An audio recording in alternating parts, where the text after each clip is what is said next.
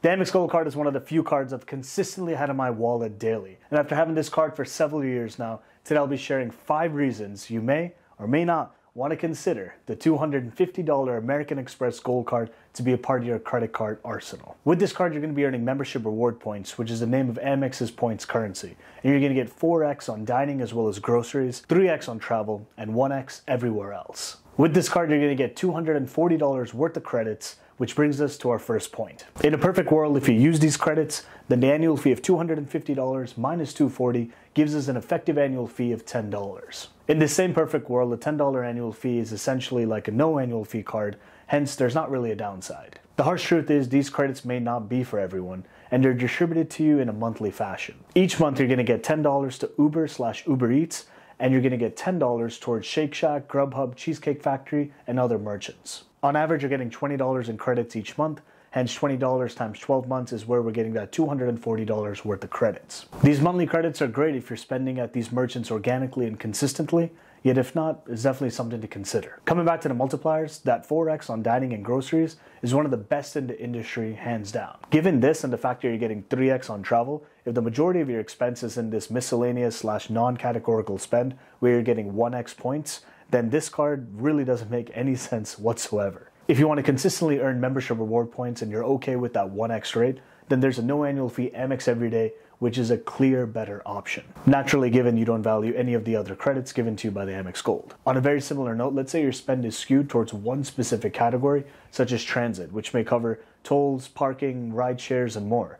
With this, the Amex Gold, you only get 1x points. And if you have that much to spend, it may be worth considering another American Express card, such as the Amex Green, where you're getting 3x on transit. Essentially, it comes down to how many points are you earning versus the annual fee we're paying, plus the perks we're getting, and in the end, what are those points actually worth? Which brings us to our next point. If you're Team Cashback and you're redeeming American Express points for cash, you're going to get 0.6 cents per point. Taking the example of the sign-up bonus with the Amex Gold card, the public offer is 60,000 points at the time of this recording. With each point worth 0.6 cents, that means that sign-up bonus in cash would be worth $360. Similarly, looking at the multipliers in pure cash back, wherever you're going to earn 4x, you're basically getting 2.4% in cash back. For spend in the 3x category, you're looking at 1.8% cash back, and for everything else, you're looking at 0.6%. There's genuinely a lot of cards in the industry which can beat this that all have no annual fee. When it comes to the dining category, if you look at Capital One's Savor 1 card, you're getting 3% cash back. You also have the Chase Freedom Flex, where you're getting 3x Ultimate Reward points,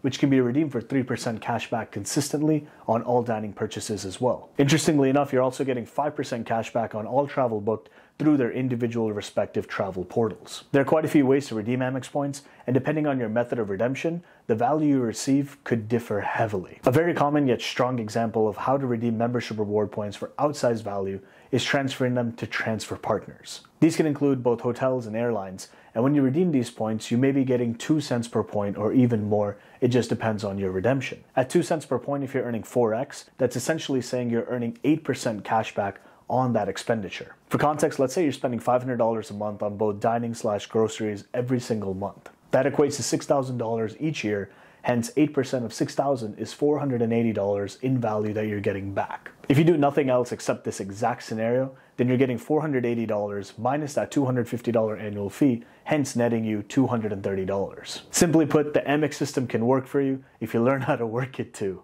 Moving on from there, this particular point is something I wish I knew in the beginning of everything before I got involved with credit cards, and it's regarding credit card strategy. Let's say you've been eyeing 3 specific American Express cards, and you want to get them ASAP. The issue is there are very specific Amex application rules which have been backed by many different data points reporting the same outcomes. For example, you have the 1 in 5 rule, which essentially means you're not going to be able to get more than 1 approval every 5 days. You also have the 2 in 90 rule, so if you're eyeing those 3 cards because you knew you could hit those minimum spends, so you know you could get those intro bonuses, the thing is, you can't get more than 2 approvals in that 90-day rolling period. Chase has one of the most unfortunate rules, in my opinion, where if you have more than 5 accounts opened in the last 24 months, commonly known as the 524 rule, then you're not going to get any approvals as well from their side. This is just scratching the surface, but if you want me to take a deeper dive into credit card application strategy / credit card strategy overall, comment down below. I'll be very happy to make it. These are some significant points if you're thinking of getting the Amex Gold,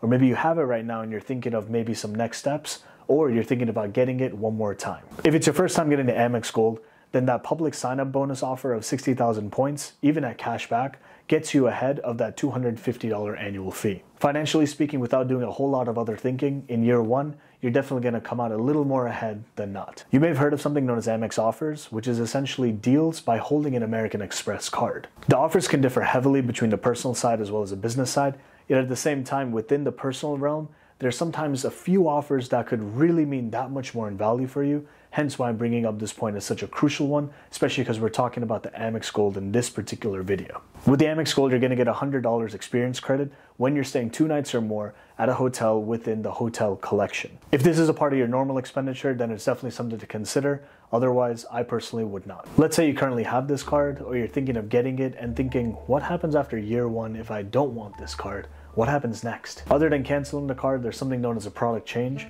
which means you can take the Amex Gold and you can either downgrade it or upgrade it. The good thing is, apart from a $250 annual fee, if you're not getting enough value, you can downgrade it, let's say, to a $150 annual fee card. This would be the Amex Green, and although it's not $0 in terms of your annual fee, at least that option exists to decrease your annual fee burden year over year. At the same time, you could upgrade to the Amex Platinum if that's what you choose to do. It has a $695 annual fee at the time of this recording, but if that's what you want to try, then at least that option exists. When it comes to product changes, your credit's not usually run, hence you can upgrade and downgrade as you please without any kind of effect to your credit score. Unfortunately, there's not an option to downgrade to a $0 annual fee card, hence the Amex Green is as good as it gets. For extra insight, I've personally gone from the Platinum, downgraded to the Green, upgraded to the Gold, upgraded my Gold to the Platinum, and I've just been shuffling around year over year depending on if I'm getting a retention credit at the end of the year when my annual fee hits, and if not, then I take certain actions.